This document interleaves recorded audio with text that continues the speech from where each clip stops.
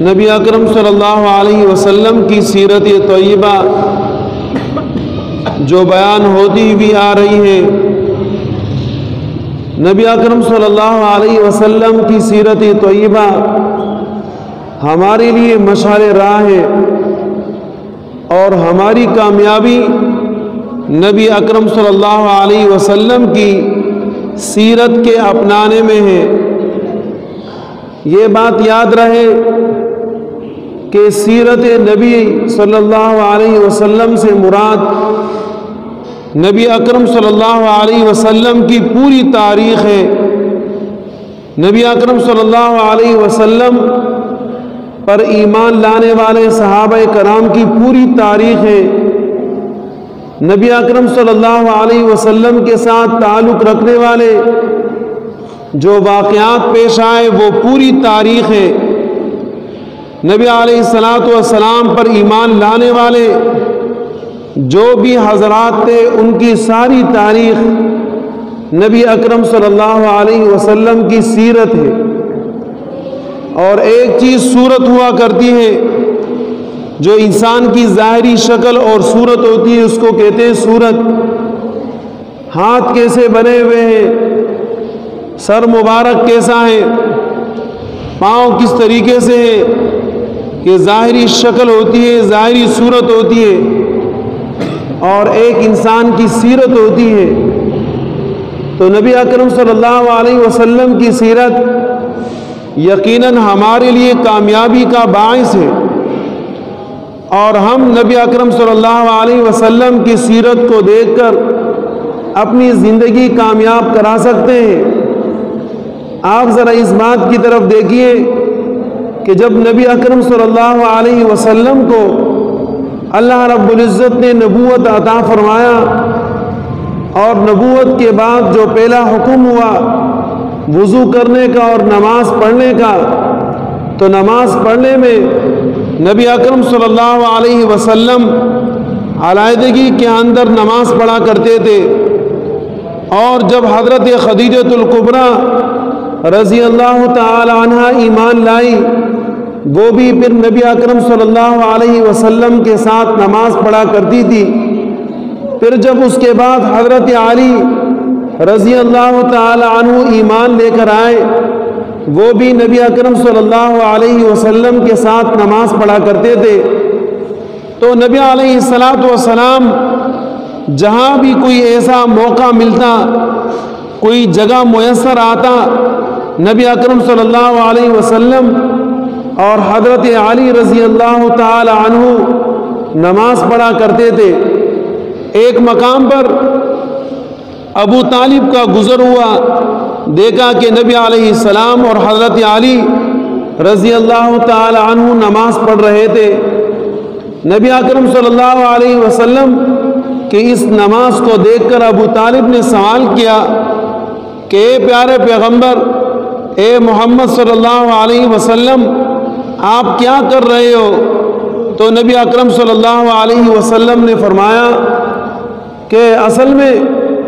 تمام کے تمام انبیاء علیہ السلام کا دین وہ یہی دین ہے جو میں کر رہا ہوں، تمام فرشتوں کا ایمان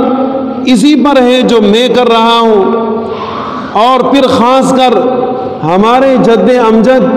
حضرت ابراہیم علیہ السلام کا طور اور طریقہ بھی یہی ہے، اور میرے کو اللہ پاک نے نبوت اور رسالت عطا فرمائی، اور مجھے نصیحت کرنے کا حکم دیا گیا کہ میں لوگوں کو نصیحت کرتا رہوں، اور میرے نصیحت کے سب سے پہلے حقدار وہ آپ ہو کہ میں آپ کو نصیحت کروں، آپ کو میں دعوت دیتا ہوں کہ آپ اسلام کی طرف آئیے۔ تو ابو طالب نے نبی اکرم صلی اللہ علیہ وسلم سے فرمایا کہ بیٹا، بات اصل میں یہ ہے کہ آپ پر ایمان تو نہیں لا سکتا،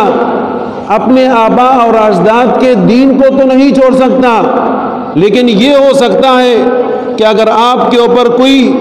برا وقت آئے تو ابو طالب اس برے وقت میں آپ کا ساتھ دے گا، اگر آپ کی کوئی مخالفت کرے گا تو ابو طالب اس مخالفت کا جواب بھرپور طریقے سے دے گا۔ اور پھر یہ ہے کہ حضرت علی رضی اللہ تعالیٰ عنہ سے فرمایا کہ بیٹا آپ کیا کر رہے ہو؟ تو حضرت علی رضی اللہ تعالیٰ عنہ نے فرمایا کہ میں ایمان لایا اللہ پر، میں ایمان لایا اللہ کے رسول پر، اور ہمیں اللہ پاک نے نماز کے ادا کرنے کا حکم دیا ہے، لہذا ہم نماز پڑھ رہے ہیں۔ تو ابو طالب نے کہا بیٹا نبی اکرم صلی اللہ علیہ وسلم کے ہاتھوں کو مضبوط کیجئے۔ پھر آگے ایک دوسرے مقام پر ابو طالب نے دیکھا کہ نبی اکرم صلی اللہ علیہ وسلم اور حضرت علی رضی اللہ تعالی عنہ جو نبی اکرم صلی اللہ علیہ وسلم کے دائیں جانب کھڑے ہو کر نماز پڑھ رہے تھے، تو ابو طالب کا گزر ہوا اور ساتھ میں حضرت جعفر رضی اللہ تعالی عنہ کا بھی گزر ہوا۔ تو ابو طالب نے اپنے بیٹے حضرت جعفر ابن ابی طالب سے فرمایا کہ جعفر آپ بھی جا کر اپنے چچا زاد بھائی کے ہاتھ کو مضبوط کریں اور بائیں جانب کھڑے ہو کر نماز پڑھیں۔ تو ابو طالب نے نبی اکرم صلی اللہ علیہ وسلم کے ہاتھوں کو مضبوط کیا، اس بنا پر نہیں کہ صرف رشتہ داری کی بات تھی، بلکہ اس بنا پر کہ نبی اکرم صلی اللہ علیہ وسلم ایک حق کے راستے پر جانے والے اور ایک حق کو اپنانے والے تھے، اس لیے ابو طالب نے نبی اکرم صلی اللہ علیہ وسلم کے ہاتھوں کو مضبوط کیا۔ آج ہم بھی رشتہ داروں کے اعتبار سے اپنے ایک دوسرے کے ہاتھوں کو مضبوط کراتے ہیں، لیکن وہ ناجائز پر ہے، وہ غلط پر مضبوط کراتے ہیں۔ نہیں، ایک جائز بات کے اوپر ہمیں چاہیے کہ ہم اپنی رشتہ داروں کا ساتھ دیں، لیکن ناجائز پر ہم اپنے باپ کا بھی ساتھ نہیں دے سکتے، اپنے چچا کا بھی ساتھ نہیں دے سکتے، اپنے قریبی اور دور کے رشتہ دار کا بھی ساتھ نہیں دے سکتے، اس لیے کہ ہر آدمی اپنے قبر پر جائے گا۔ تو اگر کوئی آدمی گناہ کرتا ہے تو اس کے گناہ کی وجہ سے ہم کیوں جل جائے؟ اگر کسی آدمی نے جہنم جانا ہے تو ہمیں کیا ضرورت ہے کہ ہم بھی خواہ اس کے ساتھ مفت جہنم چلے جائیں؟ اس لیے کہ ہمیں حکم یہ ہے کہ ایسے گناہوں کے ساتھ اپنا ساتھ نہیں دینا چاہیے، بلکہ ان سے ہٹ کر اپنی زندگی گزارے۔ تو ابو طالب نے پوری دنیا کو ایک پیغام دے دیا کہ میں تو اپنے آبا اور اجداد کا تو دین نہیں چھوڑ سکتا، یعنی وہ کفر کے اوپر تو میری زندگی ہے، لیکن آپ جو حق پر ہو آپ کا میں ساتھ دوں گا۔ اور اپنے بیٹے حضرت علی اور دوسرے بیٹے حضرت جعفر رضی اللہ تعالی عنہما سے فرمایا کہ نبی اکرم صلی اللہ علیہ وسلم کا ساتھ دینا، اور انہوں نے مرتے دم تک نبی اکرم صلی اللہ علیہ وسلم کا وہ ساتھ دیا جو پوری دنیا نے اس کی مثال دیکھی۔ اس کے بعد نبی اکرم صلی اللہ علیہ وسلم پر ایمان لانے والوں میں حضرت عفیف رضی اللہ تعالی عنہ، حضرت عفیف رضی اللہ تعالی عنہ حضرت عباس رضی اللہ تعالی عنہ کے دوست تھے، اور حضرت عباس رضی اللہ تعالی عنہ کے اتنے پکے دوست تھے کہ ہمہ وقت حضرت عفیف اور حضرت عباس رضی اللہ تعالی عنہ ساتھ ہوا کرتے تھے۔ مینا کے مقام پر حضرت عفیف حضرت عباس رضی اللہ تعالی عنہ کے ساتھ تھے۔ حضرت عفیف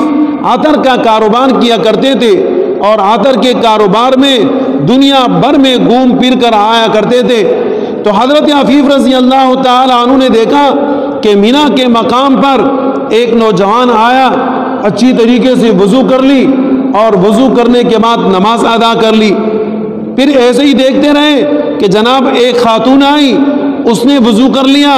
اور وضو کرنے کے بعد وہ بھی نماز پہ کھڑی ہو گئی۔ اور پھر کچھ دیر میں 11 سالہ ایک بچہ آیا، اس نے وضو کر لیا اور وضو کرنے کے بعد وہ بھی نماز پہ کھڑا ہو گیا۔ تو حضرت عفیف نے حضرت عباس رضی اللہ تعالیٰ عنہ سے فرمایا کہ یہ کون ہے، یہ کیا کر رہے ہیں؟ تو حضرت عباس رضی اللہ تعالیٰ عنہ نے فرمایا کہ جو جوان آیا نماز پڑھنے کے لیے یہ میرا بھتیجا ہے، اور یہ اللہ کا آخری نبی ہے، یہ اللہ کا آخری رسول ہے، نماز پڑھنے کے لیے یہاں پر آئے ہیں۔ اور یہ جو خاتون ہے یہ اس شخص کی میرے بھتیجے کی گھر والی ہے، اس کی بیوی ہے، جس کا نام حضرت خدیجۃ الکبریٰ رضی اللہ تعالی عنہ ہے، اور جو بچہ ہے وہ حضرت علی رضی اللہ تعالی عنہ میرا بھتیجا ہے۔ وہ نبی علیہ الصلوۃ والسلام کے ساتھ نماز پڑھنے کے لیے آیا، اور پھر اس کے بعد جب حضرت عفیف رضی اللہ تعالی عنہ اسلام لے کر آئے تو پھر افسوس کرتے رہے، کاش میں مسلمانوں کا چوتھا مسلمان ہوتا، یعنی میں چوتھے نمبر پر اسلام لانے والا ہوتا۔ اسی طریقے سے حضرت طلحہ رضی اللہ تعالی عنہ بصرہ کے بازار میں گئے، بصرہ جو بغداد اور عراق کے علاقوں میں، بصرہ کے بازار میں گئے کہ وہاں ایک راہب بلند آواز سے آواز لگا رہا تھا اور زور شور سے کہہ رہا تھا کہ کوئی حرم مکی کا رہنے والا آدمی ہے، حرم مکی کا رہنے والا کوئی ہے؟ اگر ہے تو سامنے آ جائے۔ حضرت طلحہ رضی اللہ تعالیٰ عنہ فرماتے ہیں کہ میں اس راہب کے سامنے چلا گیا تو راہب نے مجھ سے پوچھا کہ آپ کے ہاں کوئی ایسا احمد ابن عبداللہ اللہ کا آخری نبی اور رسول آیا یا نہیں آیا؟ تو حضرت طلحہ فرماتے ہیں کہ میں حیران ہوا، میں نے کہا محمد ابن عبداللہ اللہ کا آخری نبی اور رسول کون ہے؟ میں تو نہیں جانتا، مجھے تو اس بات کی کوئی خبر نہیں۔ تو اس راہب نے کہا کہ یہ مہینہ اس پیغمبر کے آنے کا مہینہ ہے، اور آپ جا کر معلومات کیجئے مکہ میں کہ ایسا کوئی بچہ پیدا ہوا ہے جس نے اس وقت نبوت کا اعلان کیا ہے، اور وہ نوجوان جس نے نبوت کا اعلان کیا ہے، آپ کو میں یہ بات بتانا چاہتا ہوں کہ اس کا ساتھ دینا، اس پر ایمان لانا۔ حضرت طلحہ رضی اللہ تعالیٰ عنہ فرماتے ہیں کہ جب میں مکہ چلا گیا اور مکہ جا کر میں نے دیکھا، لوگوں سے پوچھا کہ یہاں کوئی نئی بات واقعہ پیش آیا یا نہیں آیا، جیسے کہ ہم اپنے جان آباد میں رہتے ہیں اور جب باہر سے کوئی آدمی آتا ہے تو پوچھتا ہے کہ خیر خبر، کوئی مسئلہ، کوئی پریشانی، کوئی پیدا، کوئی فوت ہوا ہے یا ایسی کوئی غم اور خوشی کی بات ہے تو بتا دے۔ تو حضرت طلحہ رضی اللہ تعالی عنہ نے مکہ میں آ کر لوگوں سے پوچھا کہ کوئی نیا واقعہ پیش آیا نہیں آیا؟ لوگوں نے کہا محمد ابن عبداللہ نے نبوت کا دعویٰ کیا ہے اور وہ یہ کہتا ہے کہ میں اللہ کا آخری نبی ہوں، وہ کہتا ہے میں اللہ کا آخری نبی اور رسول ہوں۔ اور اس کے ساتھ دینے کے لیے ابو قحافہ حضرت ابوبکر صدیق رضی اللہ تعالی عنہ بھی میدان میں ہیں، تو انہوں نے فرمایا کہ بس یہ برحق جماعت ہے اور یہ حق کی بات کرتے ہیں، اللہ کی نبوت، اللہ کی طرف سے نبوت اللہ نے ان کو عطا فرمائی، اللہ کی طرف سے رسالت وہ ان کو ملی ہے، میں بھی ان پر ایمان لاتا ہوں۔ اور یہ کہ جا کر نبی اکرم صلی اللہ علیہ وسلم پر ایمان لے کر آئے۔ اسی طریقے سے حضرت سعد ابن ابی وقاص رضی اللہ تعالی عنہ بلند مقام پانے والے ایک صحابی ہیں، فرماتے ہیں کہ 3 دنوں 3 راتوں سے میں ایک خواب دیکھ رہا تھا، اور خواب کے اندھیرے میں ظلمت ہے، میں تاریکی دیکھ رہا تھا، جیسے کہ رات کو انسان سوتا ہے نا، تاریکی، اندھیرا اندھیرا نظر آتا ہے، کوئی راستہ سامنے صاف نظر نہیں آتا، جس کی بنا پر ایک آدمی پریشان ہو جاتا ہے۔ ہمارے ہاں تو یہ ہوتا ہے کہ جناب ہم تو دن بھر کے جو ہمارے کرتوت ہوتے ہیں، جو ہمارے اعمال ہوتے ہیں، وہ سارے کے سارے دن والے کالے ہوتے ہیں، اس سے رات کو جب ہم سوتے ہیں اور سونے میں جب ہم خواب دیکھتے ہیں تو سارے کے سارے کالے ہی ہوتے ہیں۔ اس لیے ایک شاعر کہتا ہے کہ جناب اپنے دامن پہ ڈال کے پردہ ہے اقبال، اپنے دامن پہ پردہ ڈال کے ایک اقبال، ہر شخص کہہ رہا ہے زمانہ خراب ہے۔ ایک آدمی اپنے کردار کو نہیں دیکھتا کہ میرا کردار کیا ہے، ایک آدمی اپنے اعمال کو نہیں دیکھتا میرے اعمال کیا ہے، لیکن جناب ہر آدمی یہ کہتا ہے کہ جناب زمانہ خراب ہے۔ نبی اکرم صلی اللہ علیہ وسلم اس لیے فرماتے ہیں لا تسبوا الدہر فإن الدہر بیدی، زمانے کو گالی مت دو، زمانہ برا نہیں ہو سکتا، اس لیے کہ زمانہ میں نے پیدا کیا ہے۔ اگر برائی ہے وہ آپ کے ذات میں ہے، وہ آپ کے عمل میں ہے، وہ آپ کے کردار میں ہے، آپ کے کرتوت میں ہے، آپ کے طور اور طریقوں میں ہے، زمانے میں کوئی قصور نہیں۔ جو اللہ نے آسمان پیدا فرمایا، جو اللہ نے زمین بنائی، جو اللہ نے پہاڑ پیدا فرمائے، اسی وقت سے جو زمانہ اس وقت تھا وہی زمانہ آج بھی ہے، وہی زمانہ قیامت تک چلتا رہے گا، اور اگر تبدیلی آئی تو وہ ہمارے اعمال میں آئی ہے۔ تو حضرت سعد بن ابی وقاص رضی اللہ تعالی عنہ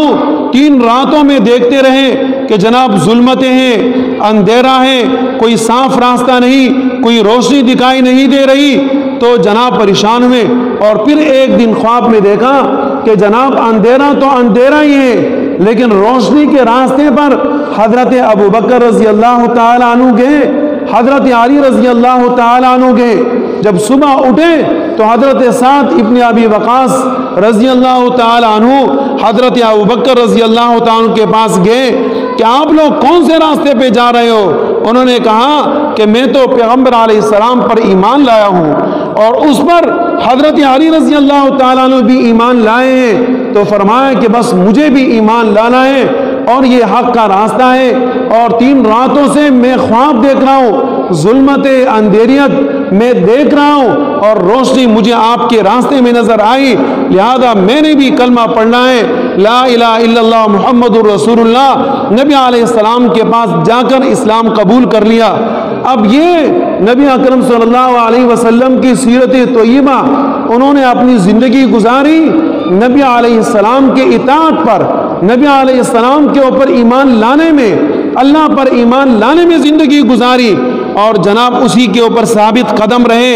ان کی جو جائیدادیں تھی، وہ جو کروڑوں اور اربوں کے مالک تھے، وہ کروڑ اور جائیدادیں اور وہ جو زمینوں کے اوپر ان کی حکومتی تھی وہ آج یہاں رہ گئی، اور ان کے اعمال ان کے ساتھ آخرت میں چلے گئے۔ ہمارے اعمال ہمارے ساتھ آخرت جائیں گے۔ اس لیے نبی علیہ السلام فرماتے ہیں جب کوئی آدمی مر جاتا ہے یہاں دنیا میں، وہ اپنا سب کچھ چھوڑ کے چلا جاتا ہے، جانے والی چیز اس کے ساتھ اس کے اعمال ہے۔ اللہ رب العزت ہمیں صحیح عمل کرنے کی توفیق عطا فرمائے۔ نبی اکرم صلی اللہ علیہ وسلم کی سیرت طیبہ جو بیان ہوتی بھی آ رہی ہے، نبی اکرم صلی اللہ علیہ وسلم کی سیرت طیبہ ہمارے لیے مشعل راہ ہے، اور ہماری کامیابی نبی اکرم صلی اللہ علیہ وسلم کی سیرت کے اپنانے میں ہے۔ یہ بات یاد رہے کہ سیرت نبی صلی اللہ علیہ وسلم سے مراد نبی اکرم صلی اللہ علیہ وسلم کی پوری تاریخ ہے۔ نبی اکرم صلی اللہ علیہ وسلم پر ایمان لانے والے صحابہ کرام کی پوری تاریخ ہے۔ نبی اکرم صلی اللہ علیہ وسلم کے ساتھ تعلق رکھنے والے جو واقعات پیش آئے وہ پوری تاریخ ہے۔ نبی علیہ السلام پر ایمان لانے والے جو بھی حضرات تھے ان کی ساری تاریخ نبی اکرم صلی اللہ علیہ وسلم کی سیرت ہے۔ اور ایک چیز صورت ہوا کرتی ہے جو انسان کی ظاہری شکل اور صورت ہوتی ہے، اس کو کہتے ہیں صورت۔ ہاتھ کیسے بنے ہوئے ہیں، سر مبارک کیسا ہے، پاؤں کس طریقے سے ہے، یہ ظاہری شکل ہوتی ہے، ظاہری صورت ہوتی ہے، اور ایک انسان کی سیرت ہوتی ہے۔ تو نبی اکرم صلی اللہ علیہ وسلم کی سیرت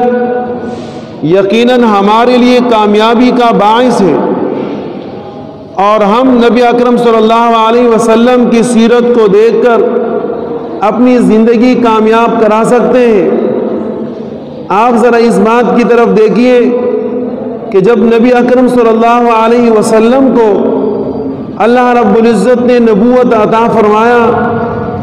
اور نبوت کے بعد جو پہلا حکم ہوا وضو کرنے کا اور نماز پڑھنے کا، تو نماز پڑھنے میں نبی اکرم صلی اللہ علیہ وسلم علیحدگی کے اندر نماز پڑھا کرتے تھے، اور جب حضرت خدیجۃ الکبریٰ رضی اللہ تعالی عنہ ایمان لائی، وہ بھی پھر نبی اکرم صلی اللہ علیہ وسلم کے ساتھ نماز پڑھا کرتی تھی۔ پھر جب اس کے بعد حضرت علی رضی اللہ تعالی عنہ ایمان لے کر آئے، وہ بھی نبی اکرم صلی اللہ علیہ وسلم کے ساتھ نماز پڑھا کرتے تھے۔ تو نبی علیہ السلام جہاں بھی کوئی ایسا موقع ملتا، کوئی جگہ میسر آتا، نبی اکرم صلی اللہ علیہ وسلم اور حضرت علی رضی اللہ تعالی عنہ نماز پڑھا کرتے تھے۔ ایک مقام پر ابو طالب کا گزر ہوا، دیکھا کہ نبی علیہ السلام اور حضرت علی رضی اللہ تعالی عنہ نماز پڑھ رہے تھے۔ نبی اکرم صلی اللہ علیہ وسلم کہ اس نماز کو دیکھ کر ابو طالب نے سوال کیا کہ اے پیارے پیغمبر، اے محمد صلی اللہ علیہ وسلم، آپ کیا کر رہے ہو؟ تو نبی اکرم صلی اللہ علیہ وسلم نے فرمایا کہ اصل میں تمام کے تمام انبیاء علیہ السلام کا دین وہ یہی دین ہے جو میں کر رہا ہوں، تمام فرشتوں کا ایمان اسی پر ہے جو میں کر رہا ہوں، اور پھر خاص کر ہمارے جد امجد حضرت ابراہیم علیہ السلام کا طور اور طریقہ بھی یہی ہے، اور میرے کو اللہ پاک نے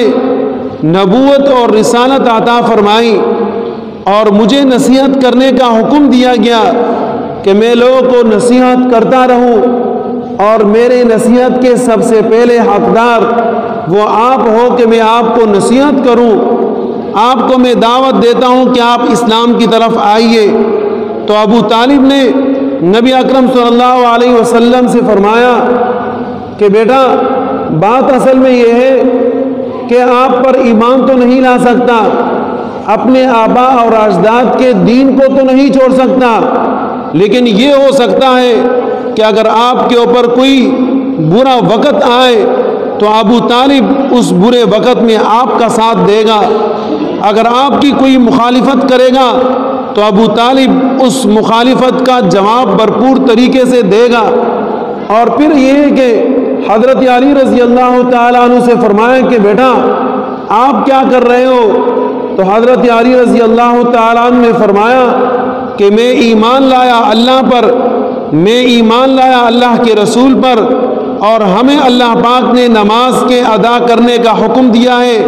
لہذا ہم نماز پڑھ رہے ہیں۔ تو ابو طالب نے